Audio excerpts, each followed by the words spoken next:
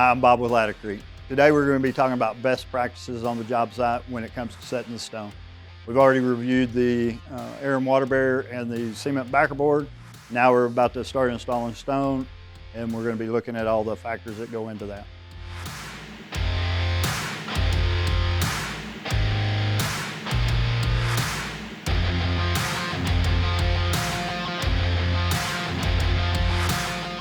Okay, now we're about to get started on the job site. We want to make sure the air and water barrier is properly prepared and made sure that it's clean and sound. The other thing is the surface temps. We need to mind 40 to 95 degrees when installing the stone. Now we're going to talk a little bit about the stone that we're installing. Okay, now we're going to be talking about the stones that we get today. There are many different types of stones, and different suppliers of stones and how they come to the job site vary. We have to make sure that these are all clean and sound before we install these on the wall. There are different ways of handling that and different ways of handling it with the stones that we have. So the different ones that we're talking about, you might have thin brick. Thin bricks might just need to be a quick wipe. Let those dry.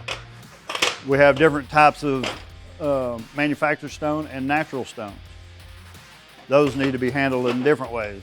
And then we have these new big composites that go onto the wall, different ways of cleaning those, and then also different ways of installing, which we'll talk about later.